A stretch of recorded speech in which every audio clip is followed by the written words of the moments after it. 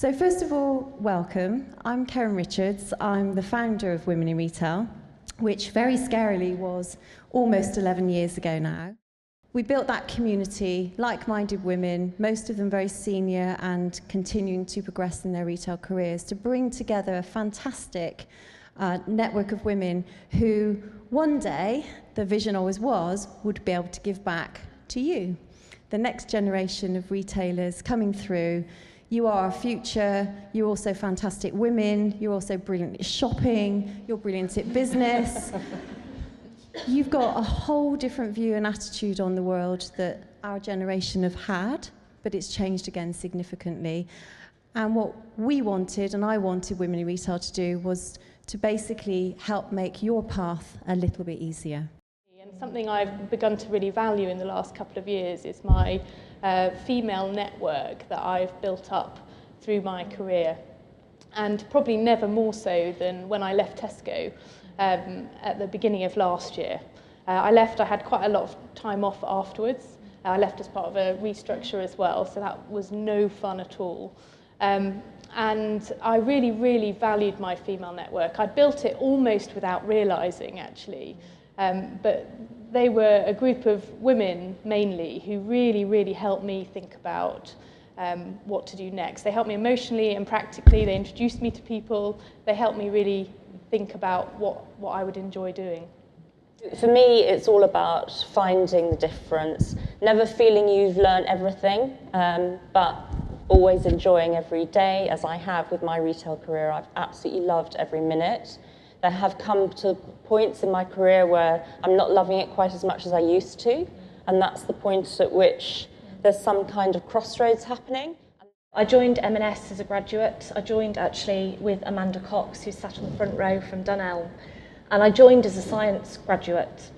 I loved the commercial and the people side of the business, so I changed tack, and through 13 years in M&S, both in the UK and Europe, became a generalist. So I've done operations, HR, trading, marketing, store development. 13 amazing years. What did I learn? Be really brave and bold, and it's okay to change the course of your career. And please make sure you do something that you love. It makes a massive difference to how you perform and how you feel at home.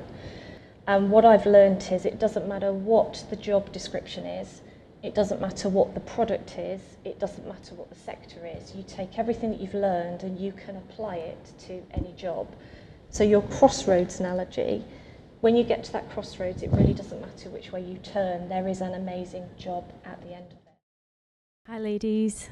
I would just like to know what career advice would you give to your younger selves? Mine's really simple, and that's do something that makes you happy. And it might not be what you're doing now. And if it's not, then find something that you will be happy doing. The other thing is calm down and relax a bit. I was very anxious to get going.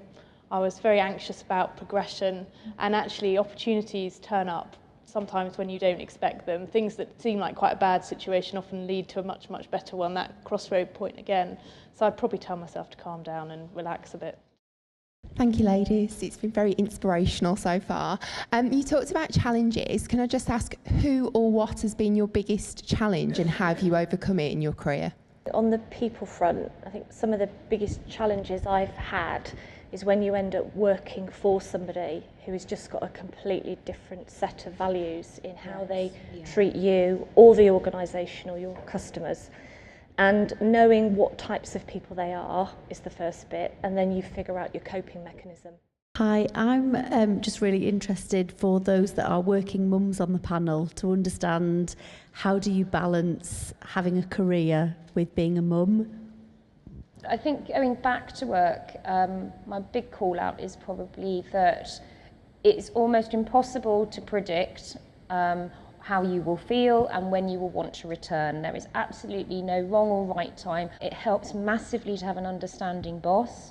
I had a male boss at that time whose wife was also having a baby, and it was their number 2. So I was very lucky actually that he had a great insight into the reality of my world. Thank you to the wonderful panel. Give them a big round of applause.